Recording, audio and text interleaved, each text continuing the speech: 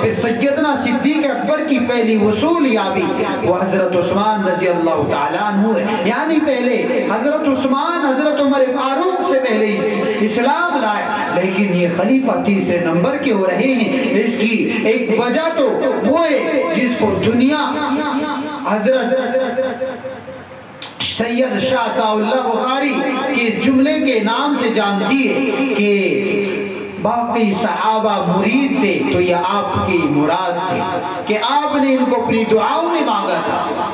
اور بھی وجوہات ہو سکتی، اور اللہ تعالیٰ جس کو چاہے اللہ تعالیٰ کتنا بڑا مقام اور درجہ دے دے یہ اللہ تعالیٰ ہی جان سکتے، اور اس کا اختیار اللہ ہی کو ہے. بہرحال میرے دوستو، مجھے حضرت عمر فاروق رضی اللہ تعالیٰ عنہ کی مختصر سیرت پر اثر اس کو ذکر کرنا ہے کہ ہم بھی اپنے اندر حضرت عمر فاروق کی شجاعت اور ان کی بہادری اور ان کی جوامردی اور ان کی دینی حمیت، دینی جذبہ، دینی غیرت اپنے اندر پیدا کرے. تو حضرت عمر فاروق رضی اللہ تعالیٰ عنہ سن 5 نبوت میں ایمان لائے، اور اس وقت یہ ایسا دور تھا کہ جس میں کافروں نے اور مشرکین نے، کفار قریش نے 5 سال تک حضرت عمر فاروق 5 نبوت میں سن 5 نبوت میں ایمان لائے. تو ان 5 سالوں میں کفار نے، مشرکین نے بہت کوششیں کی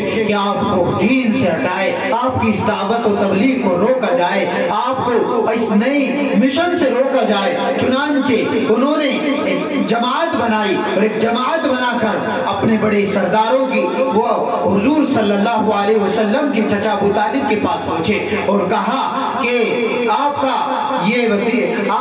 کا یہ محمد، اس نے نیا دین اور ایک نیا مشن اور ایک نیا راستہ اختیار کیا ہے. اس کو اگر بہترین حسین مہجوین لڑکی کی ضرورت ہے ہم اس کو دے دیں گے، مال کی ضرورت ہے مال دے دیں گے، اور اگر کسی اور جلال کی اور کسی عزت کی اور مرتبے کی دولت ہے، کسی اور چیز کی ضرورت ہے، ہم اس کو وہ بھی دے دیں گے. حضرت حضور صلی اللہ علیہ وسلم کو جب ابو طالب نے کہا کہ بیٹا آپ کی وجہ سے یہ سب جملے اور یہ سب پریشانیاں مجھ کو بھی ہو رہی ہے، انہوں نے آ کر یہ کہا ہے، یہ پیشکش کی ہے، بتائیے کیا خیال ہے.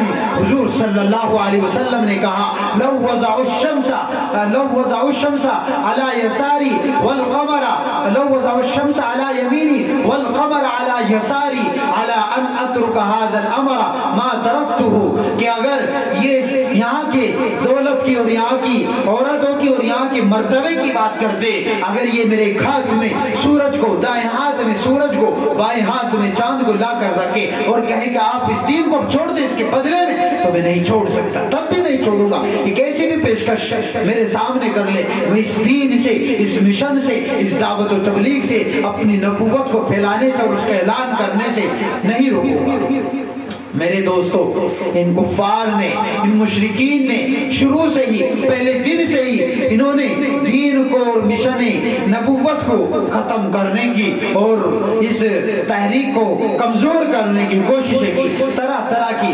اور جب کوئی آدمی کسی کام کو کرے اور پھر وہ اس بات کو نہ مانے تو پھر وہ لوگ اس کے بڑے اور اس کے سرپرست کو، اس کے گھر والے کو کہتے ہیں کہ آپ کا فلاں آدمی، آپ کا بیٹا، اس نے یہ کام شروع کیا ہے، آپ اس کو باز رکھے اور اس کام سے روکے رکھے. بہرحال چونکہ وہ آئے تھے اور وہ اس مشن میں بھی ان کو کامیابی نہیں ملی، تو انہوں نے اب دوسرے طریقے سے حضور کو اذیتیں اور تکلیفیں پہنچانے شروع کی. چنانچہ اب انہوں نے پہلے صادق الامین کہتے تھے، اپنی امانتیں حضور کے پاس رکھوایا کرتے تھے، آپ کو سچا جانتے تھے اور سچائی آپ کی اپنی آنکھوں سے پڑتی تھی. اب انہوں نے حضور کو تکلیفیں دی اور تکلیفیں اس معنی کر دی کہ جو آپ کے قریب رہنے والے صحابہ تھے، حضرت خباب بن الارت کو شعلوں پر لٹایا گیا، حضرت بلال حبشی کو مدینہ کی گلیوں میں گھسیٹا گیا اور حضرت زنیرہ کی آنکھیں نکل گئی، حضرت یاسر کو غم کے پہاڑ سہنے پڑے اور بہت سے صحابہ کو طرح طرح کی تکالیف کا سامنا کرنا پڑا.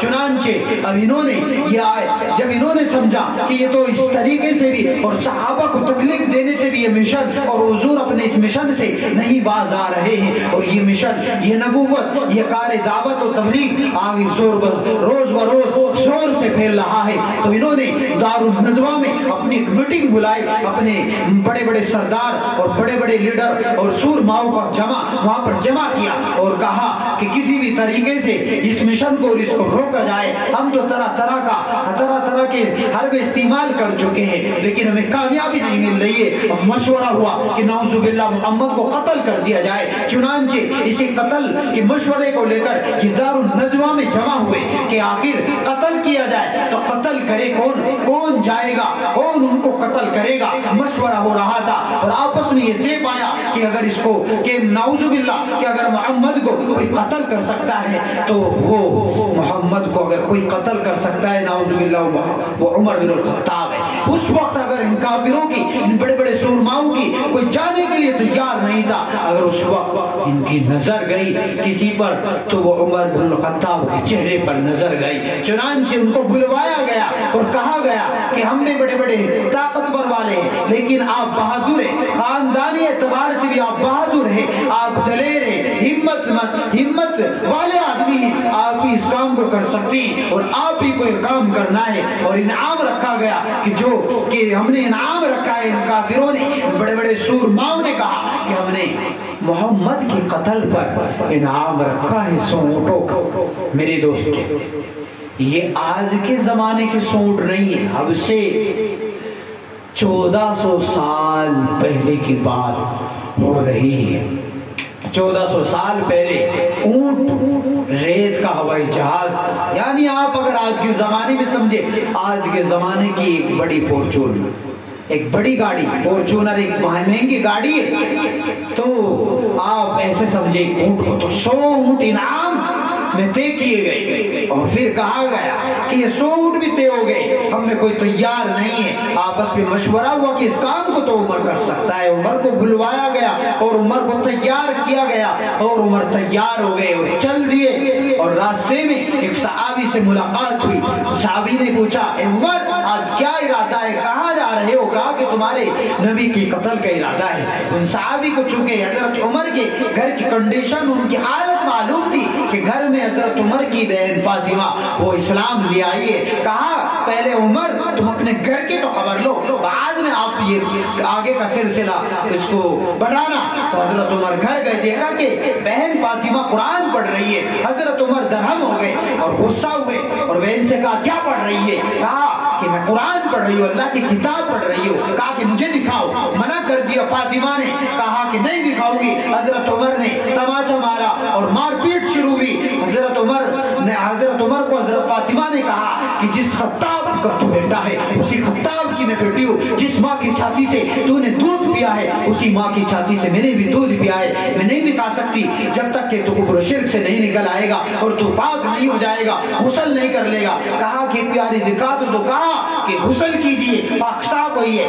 बहरहाल जब ये कलिमात सुने हजरत उमर ने कि जिस खत्ताब का तू बेटा है उसी खत्ताब की मैं बेटी हूँ। जिस माँ की छाती से तूने दूध पिया है उसी माँ की छाती से मैंने दूध पिया है। किसी भी तरीके से बहन हटने के लिए तैयार नहीं है। बहन की पिटाई कर दी गई और वो जख्मी हो गई है। तो चूंकि अकलौती बहन थी, एक ही बहन थी, तरस आया। और ये बात वही लोग समझ सकते हैं जिनकी एक बहन हो और उनके सीने में बहन के दुख और दर्द का एहसास हो। बहरहाल उनको तरस आया, रहम आया। बहरहाल औरत जात होती है। बहरहाल अगर बहादुर हजरत उमर थे तो बहन भी बहादुर थी हजरत फातिमा। तो हजरत इनके शोहर सईद वो भी घर पर ही थे हजरत फातिमा के। अब गुस्ल किया, गुस्ल करने के बाद चूंकि हजरत फातिमा इसी को पढ़ रही थी, ताहा मा अंज़लना अलैकल कुरआन लितशक़ा इल्ला तज़किरतन लिमन यख़शा तंज़ीलन मिम्मन ख़लक़ल अर्ज़ वस्समावातिल उला। इसमें बड़ा हजरत उमर ने अल्लाह ताला की बड़ाई, उसकी किबरियाई और उसकी बुजुर्गी और उसकी बरतरी और उसकी बालातरी का जिक्र है। अल्लाह ताला वो है जिसने आसमान को बुलंदी दी, जमीन को पस्ती दी। अब ये कलिमात, ये आयात पढ़ी तो हजरत उमर के सीने पर असर हुआ। कहा कि मुझे भी ले चलो दरबारे मोहम्मद में। चल दिए।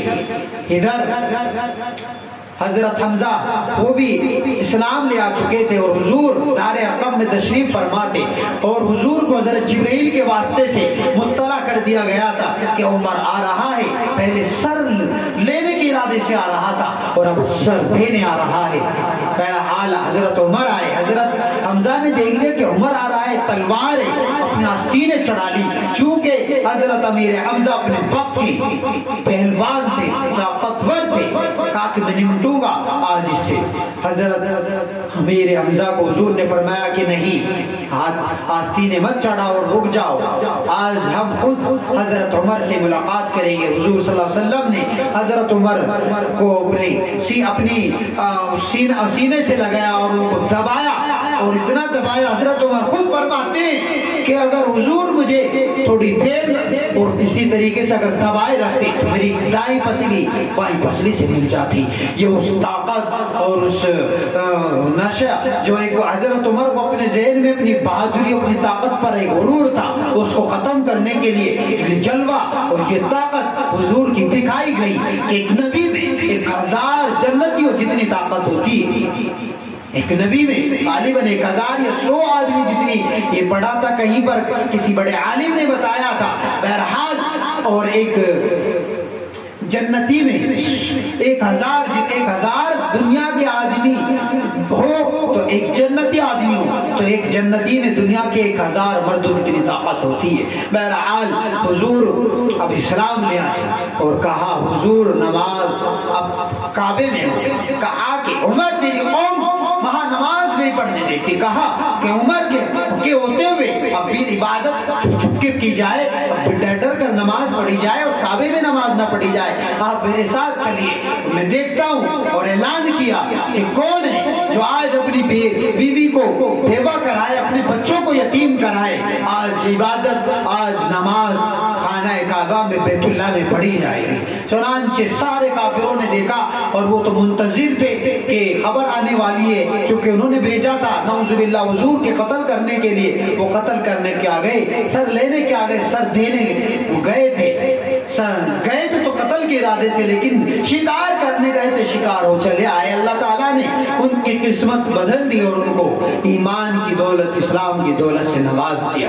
بہرحال یہ ہے عمر فاروق جن کو اللہ تبارک و تعالیٰ نے کافروں سے منوایا کہ تم میں ان جیسا بہادر, ان جیسا ہمت اور جری اور دلیر نہیں ہے. کافروں نے خود مانا, ان کو لوہ لاٹ مانا, ان کی طاقت کو خود اپنی زبانوں سے اقرار کیا کہ ہم میں تو جیسا کوئی نہیں. اللہ کو ان کی کلمے والی زندگی, کلمے سے پہلے والی زندگی کو بھی بہادر تو جانتے ہی تھے, لیکن کلمے کے بعد والی زندگی کو بہادر منوانا تھا. تو کلمے سے پہلے کافروں نے جان لیا تھا ہم میں بہادر, ہم میں دلیر, ہم میں طاقتور یہ ہے. جب اسلام لے آئے اب وہ بہت زیادہ مایوس ہوئے کہ عمر بن الخطاب تو اسلام لے آئے.